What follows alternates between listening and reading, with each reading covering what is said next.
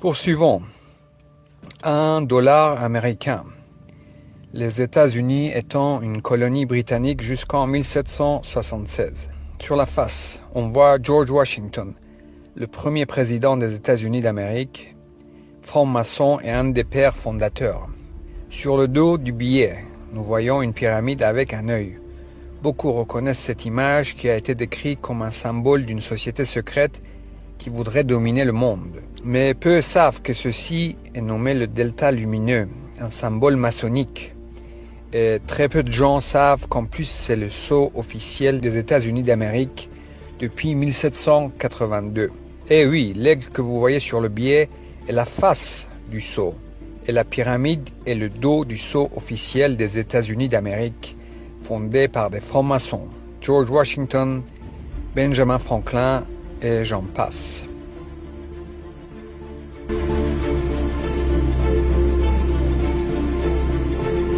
Olive branch, and I think this really signifies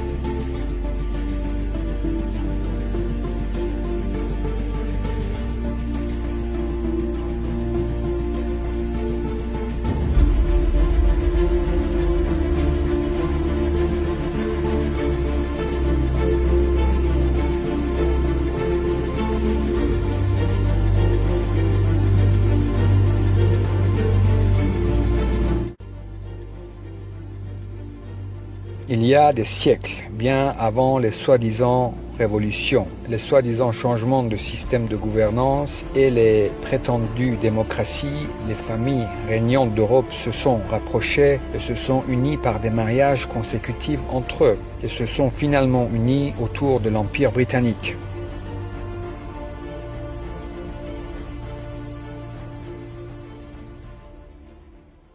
Ils se sont unis autour de l'Empire britannique et nous allons voir ici à quel point ils sont proches. Ici, nous voyons George V avec sa petite fille, la reine Élisabeth d'Angleterre.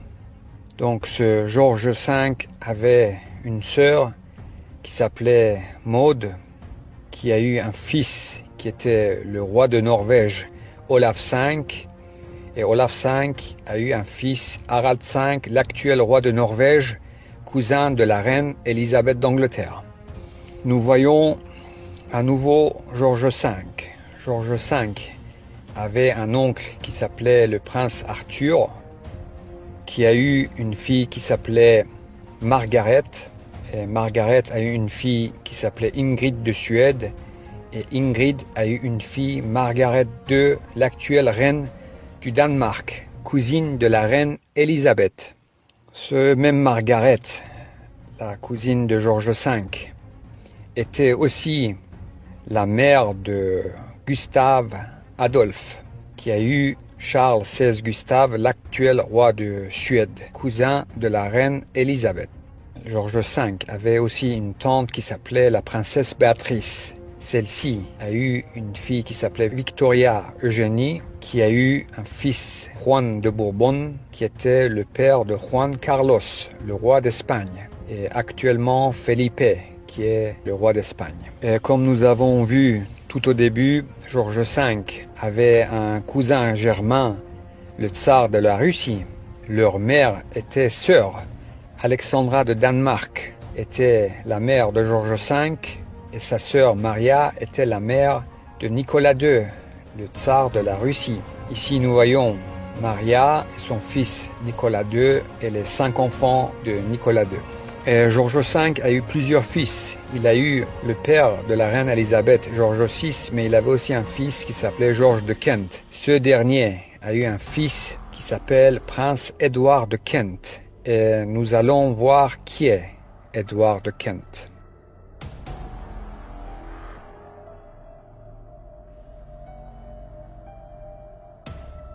Following Grand Lodges. The Grand Lodge of New Zealand. The Grand Lodge of the State of Israel.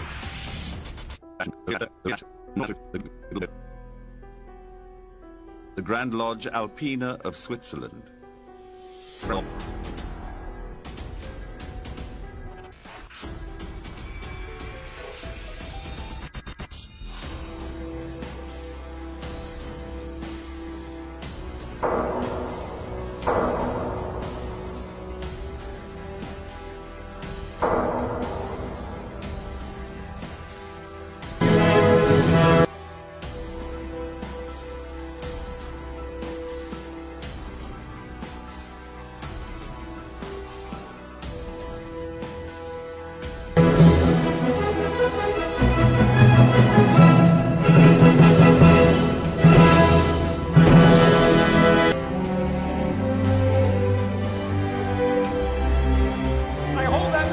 Self-evident, Brother Franklin, all men are created equal. Indeed, Brother Washington. All Freemasons meet as equals, and we have an opportunity to create a nation in the very essence of Masonic morality. With freedom and tolerance of all religions and moralities that no government can oppress. You know, I think it would be a great idea if we wore our Masonic regalia when we're putting in place the foundation stone for the Capitol building. Freedom of speech, too, and the press, the right to peaceful assembly, and... Did you say regalia? Yes. Well, it would be wonderfully symbolic, don't you think? You'll be wanting to put the all-seeing eye on our banknotes next. You think I'm taking it a bit far? Please don't... To order, brethren, to receive the most worshipful, the Grand Master.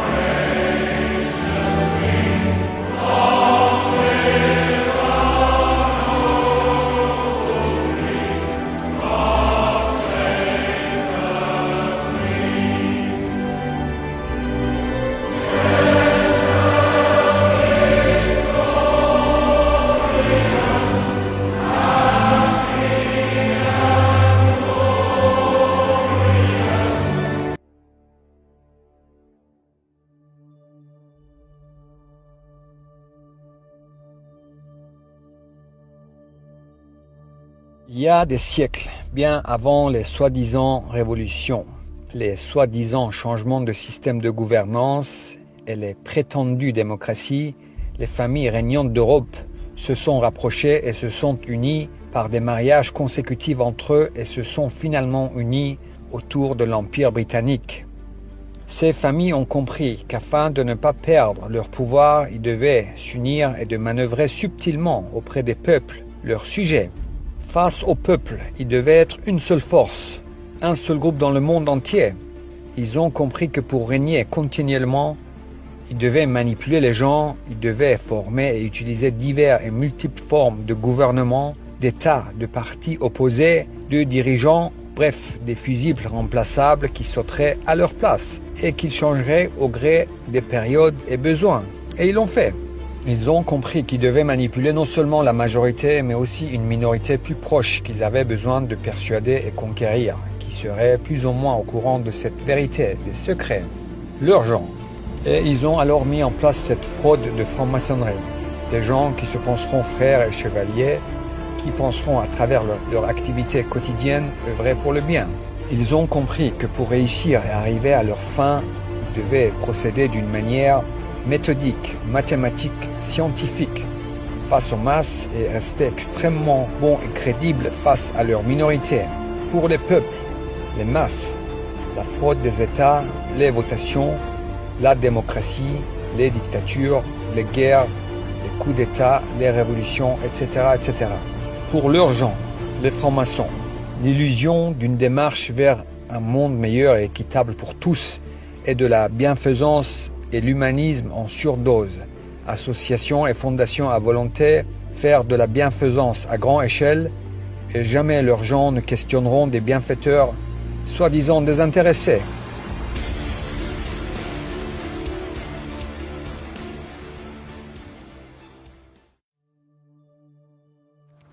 Ils se sont entendus dès le départ.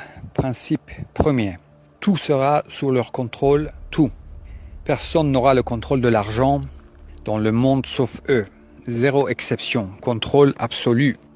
Les grandes sociétés, les multinationales, ils ont créé tout ce qui est grand et tout ce qui grandit et réussit est à eux. 100%, zéro exception, zéro. Différents noms, différentes marques, différents pays, différents fondateurs, 100% à eux. Personne n'aura le contrôle des moyens de propagande sauf eux. Imprimeries, journaux et plus tard les télés, les médias alternatifs, réseaux sociaux, tout. Zéro exception, contrôle absolu. De même que les domaines de la communication, la santé, l'éducation, etc., etc. Différents noms jouant la concurrence, les guerres commerciales et les procès pour rester extrêmement crédibles. Exemple, Google et Yahoo, Microsoft et Apple, Coca-Cola et Pepsi, etc., etc. Tous les multinationales, zéro exception, principe premier. Bien ficelés et bien dirigés de manière méthodique, scientifique, les gens penseront vivre dans un monde divisé par des États et des régimes plus ou moins autoritaires ou démocratiques, alors qu'un seul groupe dirige et décide de quels gens de quel pays doivent bien vivre, quels gens de quel pays doivent travailler plus, quels gens de quel pays doivent souffrir économiquement, etc., etc. Les gens qui doivent, dans tous les cas, vivre convenablement, extrêmement bien, pour ne pas aller les questionner, seront la minorité que contrôlent méthodiquement. Des gens qui les pensent de toute façon bienfaiteurs de l'humanité, qui se penseront frères, penseront faire le bien. Personne ne parlera, tous bien entourés, s'espionnant les uns les autres, et la fraude les espionnant tous, bien consignés, et maintenant les bracelets connectés pour leur bien et le bien des gens.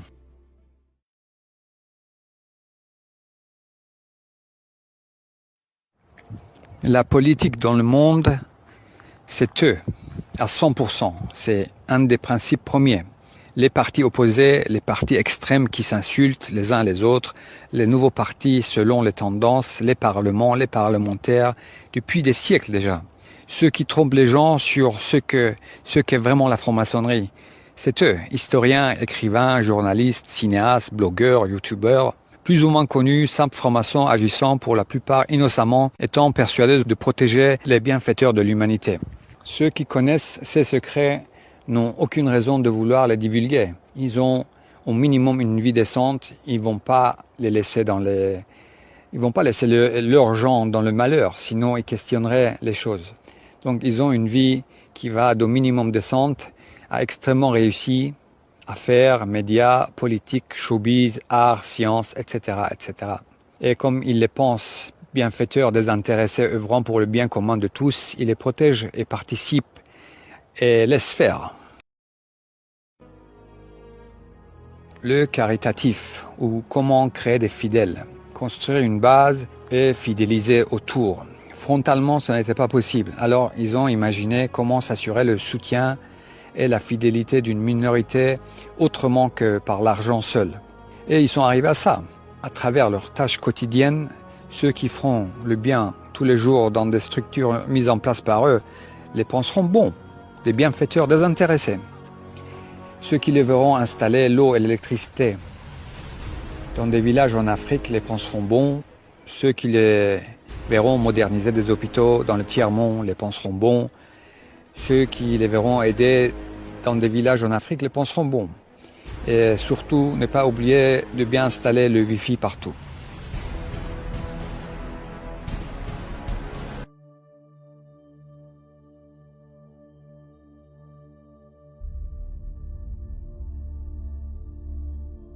À travers leur acte humanitaire, ils montrent par intérêt une volonté de vouloir faire le bien et aboutir à quelque chose de mieux pour tous. Ce n'est pas le cas, ce n'est pas leur but final. En agissant de sorte, ils savent que les gens honnêtes les protégeront, faisant confiance aux bienfaiteurs simples et désintéressés. Leur acte de bienfaisance est en premier lieu par intérêt, pas pour authentiquement aider. L'intérêt premier étant de séduire, plaire et convaincre une minorité d'accepter et de penser que tout ce qu'ils font est donc bon, et les laisser faire en les protégeant et en restant silencieux. Aider les gens passer par la charité et la solidarité est une stratégie pour plaire et amadouer qu'ils ont élaborée il y a des siècles. Ce n'est pas une fin en soi. Ils ne cherchent pas le bien-être commun. Leur acte caritatif est un calcul, sachant dès le départ que pour acquérir la fidélité des gens, qui les protégeront pas uniquement pour de l'argent, ils devaient de façon crédible paraître extrêmement bons et charitables. Bref, des humanistes bienfaiteurs, désintéressés, et ils l'ont fait. Et le font ainsi. Ils ont compris qu'ils devaient paraître honnêtes, et donc des gens qui ont pillé le monde entier, et des générations de gens dans des pays qu'ils ont qualifiés de non-civilisés se sont mis à promouvoir et vanter l'esprit chevaleresque et l'honnêteté et la moralité à leurs gens. Voilà, il n'y a plus de lutte de pouvoir dans ce monde. Il n'y a pas, il n'y a plus. Cela a été réglé il y a des siècles déjà. Un seul groupe, un seul mène le show. Les révolutions, les révolutionnaires, soi-disant emprisonnés héros, c'est eux. Le putschiste qui fait un coup d'état, le révélateur héros qui se cache dans une de leurs ambassades, c'est eux. Partout les mêmes. Il y a bien longtemps déjà, tout est faux, truqué. Mais il faut que ça reste extrêmement crédible, préparé des années et des décennies en avance, avec de multiples pions présentés au public et rendus plus ou moins connus par leurs médias pour des multiples variantes de scénarios de changement de régime au besoin.